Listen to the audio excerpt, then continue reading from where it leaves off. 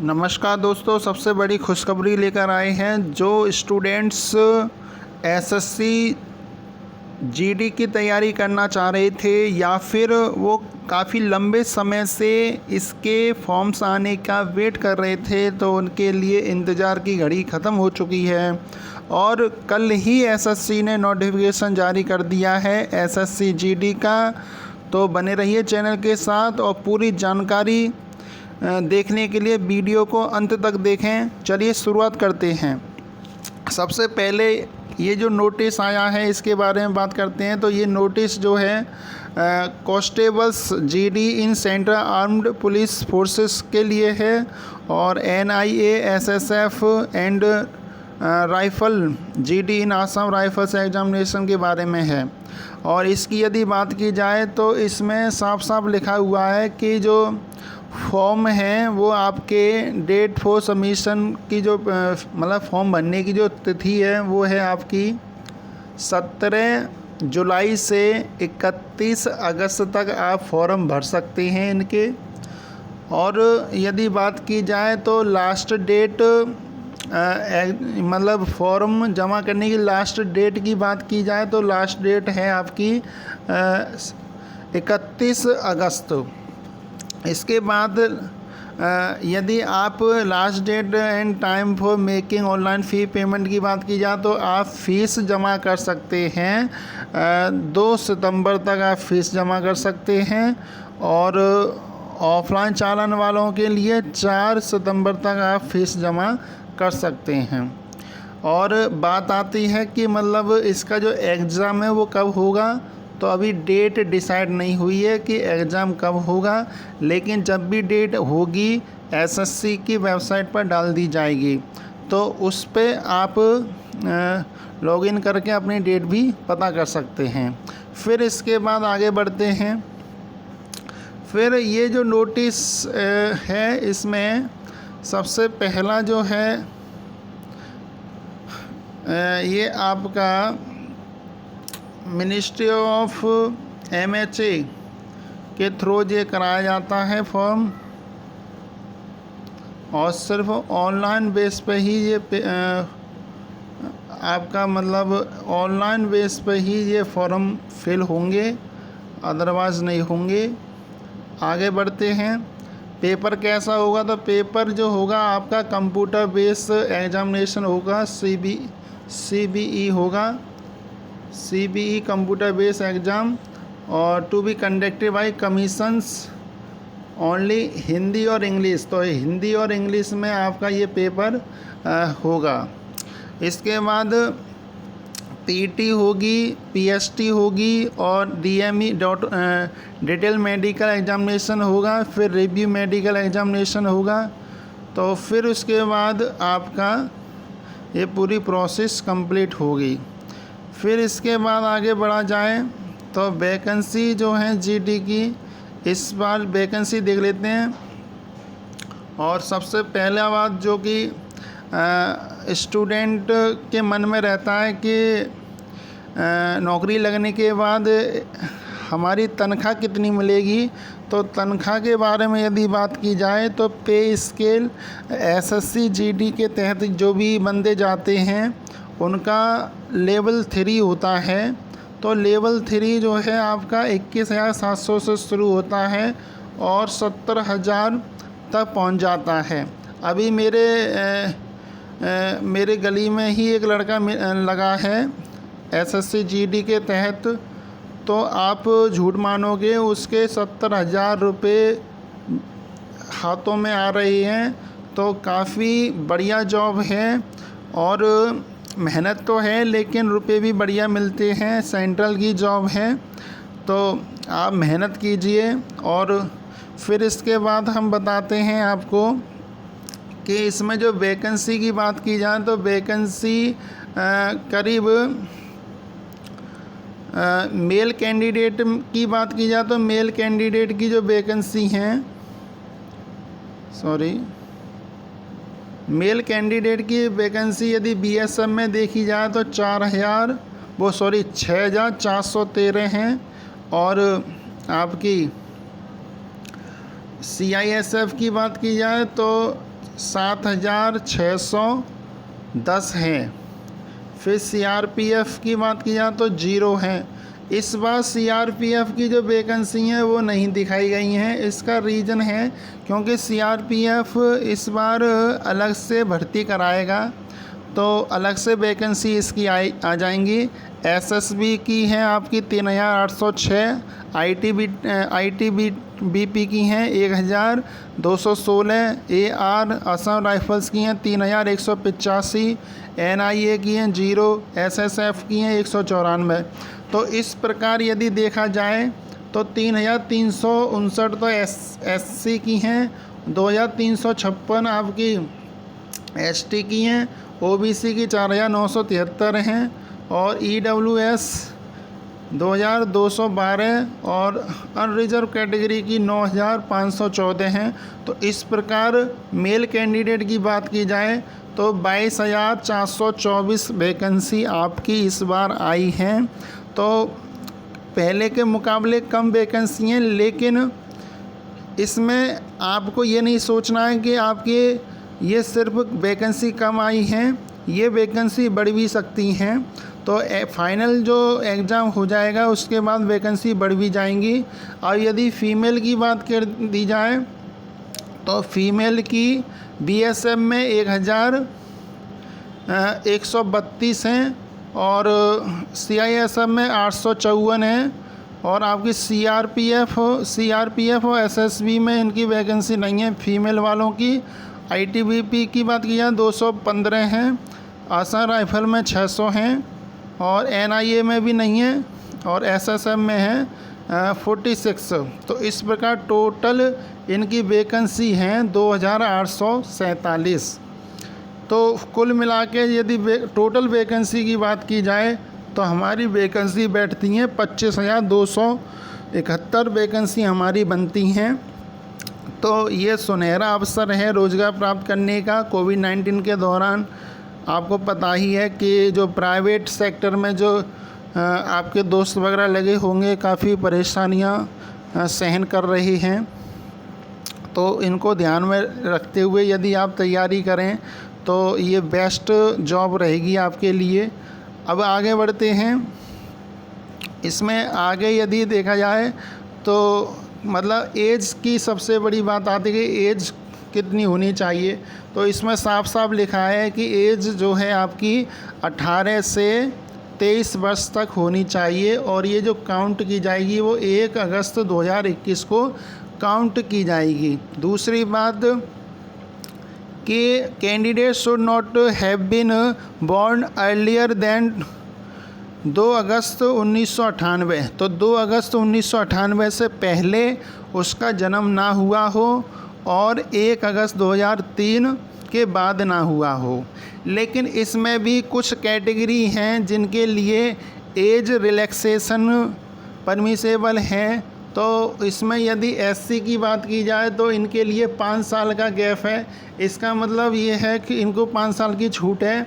तो ये 28 वर्ष मतलब 28 साल के जो भी कैंडिडेट हैं आपके एससी वर्ग या एसटी वर्ग में, वे इस फॉर्म को भर सकते हैं। तो काफ़ी क्लियर यहाँ पे हम जानकारी दे रहे हैं। और यदि देखा जाए तो ओबीसी वाले जो कैंडिडेट हैं उनके लिए 3 साल का इन्हें मतलब मिलता है, 3 साल का रिजर्व एज रिलैक्सेशन। तो वो 26 वर्ष तक आपके भर सकते हैं, 26 से ऊपर वाले इस फॉर्म को नहीं भर सकते। इसी प्रकार एक्स सर्विसमैन के लिए भी 3 साल का एज रिलैक्सेशन मिलता है। और जो 1884 के जो दंगे भड़के थे आपके गुजरात में, यदि उसके विक्टिम हैं तो उनके लिए भी 5 साल का ये मिलता है। और ये है आपका ओबीसी वाले जो अनरिजर्व वालों के लिए 5 साल का कोटा मिलता है, वो रिलैक्सेशन मिलता है और 8 साल का ओबीसी वालों को मिलता है। आगे बढ़ते हैं और इसी में 10 साल का इनको मिलता है। फिर आगे बढ़ें तो फिर आगे क्या है, अब इसमें आगे कुछ ज़्यादा कुछ नहीं होता है। तो आप आगे बढ़ते चले जाएं। और फिर इसके बाद दूसरी बात यहाँ पर यह है कि आप एज रिलैक्सेशन लेना चाह रहे हैं तो आपको SC ST का एक सर्टिफिकेट लगाना पड़ेगा, तभी आप एज रिलैक्सेशन ले सकते हैं। अब बात आती है सबसे इम्पोर्टेंट कि ये फॉर्म जो है वो कौन भर सकता है। तो ये फॉर्म जो है एजुकेशन क्वालिफिकेशन की बात की जाए तो मात्र 10th क्लास के जो स्टूडेंट्स हैं वे इस फॉर्म को भर सकते हैं, है ना। तो काफ़ी मतलब 10th क्लास वाले इसको भर सकते हैं। और बात आती है कि NCC वालों के लिए 5% एक्स्ट्रा मार्क्स दिए जाएंगे C सर्टिफिकेट वालों के लिए, और 3% B सर्टिफिकेट वालों के लिए 2% मार्क्स ऑफ एग्जामिनेशन।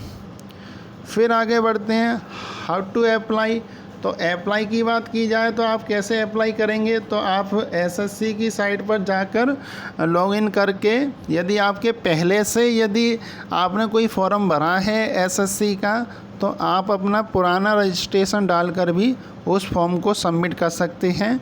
उसके बाद बात आती है कि फ़ोटो की बात की जाए तो इसमें साफ साफ लिखा है कि इसमें सबसे ज़्यादा गलती करते हैं स्टूडेंट। इसमें ब्लैक वाले पार्ट में पूरा साफ साफ लिखा हुआ है कि the photograph should not be more than 3 months old from the date of publication of the notice of the examination and the date on which the photograph has been taken should be clearly printed on the photograph. Application without such date printed on the photograph will be rejected. इसमें साफ साफ ये बात लिखी हुई है कि आपका जो फ़ोटो है सबसे पहले तो 20 KB से 50 KB की होना चाहिए और JPEG फॉर्मेट में होना चाहिए। दूसरी बात इसमें साफ साफ लिखा है कि 3 महीने पुराना फ़ोटो नहीं होना चाहिए। अब ये जो 3 महीने का जो डेट आप डिसाइड करोगे वो नोटिफिकेशन जिस दिन आया है उससे 3 महीने पहले। तो 3 महीने पहले जैसे आज यदि नोटिफिकेशन आया है तो आज से 3 महीने पहले पुराना फ़ोटो आपका नहीं लगेगा। तो ये बहुत ही इम्पोर्टेंट पॉइंट है यहाँ पर। अब पीछे आपने देखा होगा कि SSC CGS CHSL MTS इन सब के कैंडिडेट्स के फॉर्म रिजेक्ट हो गए थे। किस कारण से? इस फ़ोटो इशू के कारण। तो आप अभी से पहले फ़ोटो खिंचवा लें। और इसमें साफ साफ लिखा हुआ है कि application without such date printed on the photograph will be rejected. उन्होंने कहा कि फ़ोटोग्राफ पर जिस दिन फ़ोटो खिंचवाया है उसकी डेट बहुत ज़रूरी है, तो आप डेट ज़रूर लिखवा लें उस पर। Last date and the time for submission online application form की बात की जाए तो 31 अगस्त आपकी डेट है लास्ट। उससे पहले पहले आप फॉर्म क्लियर भर लें। फिर बात आती है, ज़्यादा कुछ है नहीं है, तो इसके बाद हम सिलेबस की बात करेंगे, है ना। फिर उसके बाद आती है कि मतलब पेपर किस टाइप का आएगा। तो पेपर का टाइप यदि देखोगे तो कंप्लीट नॉलेज आपको यहाँ पे हम दे रहे हैं। तो पेपर का टाइप देख लो आप। तो पेपर का स्कीम ऑफ एग्जामिनेशन, अब इसमें क्या है कि 100 क्वेश्चन आएंगे और 100 क्वेश्चन 100 मार्क्स के होंगे, मतलब कि 100 प्रश्न होंगे, 100 ही नंबर के होंगे। इसमें सबसे पहला पार्ट होगा A general intelligence and reasoning आएगी, मतलब कि आपकी तर्क बुद्धि वाला जो भी क्वेश्चन आते हैं वे आएंगे। क्वेश्चन की संख्या की बात की जाए तो 25 है और प्रत्येक 25 वाला जो क्वेश्चन है 25 नंबर के ही हैं। जनरल नॉलेज और जनरल अवेयरनेस के बारे में बार बार पढ़ते रहें आप। तो ये भी 25 क्वेश्चन आएंगे और 25 ही नंबर के होंगे। फिर पार्ट C में एलिमेंट्री मैथमेटिक्स की बात की जाए तो 25 क्वेश्चन 25 ही नंबर के आएंगे। और फिर इसके बाद ये पार्ट इम्पोर्टेंट है, इसमें जिन स्टूडेंट्स पे इंग्लिश काफ़ी अच्छी है उनकी, तो वो इंग्लिश सेक्शन कर सकते हैं। हिंदी है जिनकी अच्छी, तो वो हिंदी कर सकते हैं। तो 25-25 नंबर के ये भी क्वेश्चन आते हैं। 25 क्वेश्चन आते हैं 25 नंबर के, और इसके लिए 1.5 घंटा मिलता है आपको। तो काफ़ी ज़्यादा टाइम है। यदि CGL की तैयारी कर रहे हैं वे, तो काफ़ी टाइम है उनके लिए कि वो 1.5 घंटा बहुत समय होता है। तो ये समझने के बाद अब बात आती है कि इसमें नेगेटिव मार्किंग है कि नहीं है। तो जी हाँ, नेगेटिव मार्किंग भी है इसमें। There will be negative marking of 0.25 marks. तो 1/4 की नेगेटिव मार्किंग है इसमें। अब नेगेटिव मार्किंग है, इसके बाद बात आ रही है कि एग्ज़ाम की डेट कब आएगी। तो एग्ज़ाम की डेट इन्होंने साफ साफ कह दिया कि एग्ज़ाम की डेट हम डिक्लेयर कर देंगे बाद में। फिर इसके बाद है कि मतलब पेमेंट कितना होना चाहिए। तो पेमेंट 100 रुपये, मात्र 100 रुपये में 100 रुपये फ़ी है आपकी अनरिजर्व कैटेगरी की, है ना। और मॉक टेस्ट वगैरह ये वेबसाइट पर डाल देंगे पहले जब पेपर होगा उसके बाद। फिर इसके बाद सिलेबस की बात कर लेते हैं। सिलेबस काफ़ी इम्पोर्टेंट है। सिलेबस में जनरल इंटेलिजेंस और रीजनिंग के बारे में बात की जाए तो इसमें एनालिटिकल एप्टीट्यूड एंड एबिलिटी है ना। तो observe and distinguish pattern will be tested through question principally of non verbal types के आएंगे। कंपोनेंट में इंक्लूड क्वेश्चन एनालॉगी के आएंगे, सिमिलरिटीज़ के आएंगे, डिफरेंसेस आएंगे। तो वही सिलेबस है। तो ये सिलेबस है, तो आप स्क्रीनशॉट ले सकते हैं। इसमें जनरल अवेयरनेस में सब कुछ इसमें है आपका। इसमें हिस्ट्री, कल्चर, ज्योग्राफी, इकोनॉमिक, है ना, general polity, Indian constitution, scientific research etcetera सब कुछ इसी में है। एलिमेंट्री मैथमेटिक्स की बात की जाए तो नॉर्मली आएगा, ज़्यादा हार्ड नहीं आने वाला। तो आप इजीली इसको भी सॉल्व कर सकते हैं। इंग्लिश जो है वो बेसिक नॉलेज के बारे में आपके बारे में बताया जाएगा कि बेसिक तरीके से आप किस प्रकार इसको। अब बात आती है कि चलो पेपर हमने पास कर लिया। पेपर पास करने के बाद क्या होगा। पेपर पास करने के बाद आपका होगा PET, physical efficiency test, physical standard test. तो ये पेपर होगा, इसमें रेस होगी और इसमें आपको दौड़ा जाएगा। 24 मिनट में 5 किलोमीटर की रेस आपको कंप्लीट करनी है। तो जैसा कि यहाँ पे लिखा हुआ है कि मेल कैंडिडेट के लिए आप यहाँ पे देखोगे तो मेल कैंडिडेट के लिए 1.5 किलोमीटर 1.6 किलोमीटर इन 6.5 मिनट में पूरी करनी है ना। और 5 किलोमीटर की दौड़ 24 मिनट में पूरी करनी है। तो ये आपको मतलब ये कंप्लीट करना है। दूसरा फीमेल कैंडिडेट की बात की जाए तो फीमेल कैंडिडेट को 1650 किलोमीटर 8.5 मिनट में और 300 मीटर की दौड़ 4 मिनट में पूरी करनी है। इसके बाद बात आती है, ये पेपर पास करने के बाद फिजिकल स्टैंडर्ड टेस्ट होता है। फिजिकल स्टैंडर्ड टेस्ट में कुछ नहीं होता, आपका मेज़रमेंट लिया जाएगा। आपकी हाइट 170 सेंटीमीटर होनी चाहिए और 157 फीमेल्स की होनी चाहिए। As few categories of allow relaxation in the height. और कुछ कैटेगरी हैं जिन पर रिलैक्सेशन होगा, जैसे ST वालों के लिए, मेल के लिए आपका 162 होनी चाहिए और फीमेल की 150 होनी चाहिए, है ना। तो इसके बाद आगे बढ़ते हैं।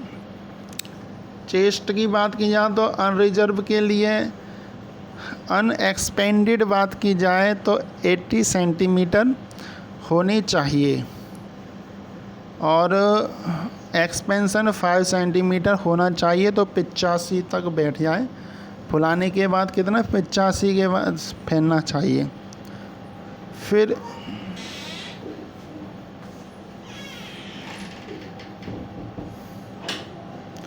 फिर इसके बाद है आपका, ये सब होने के बाद वेट की बात की जाए तो हाइट और एज के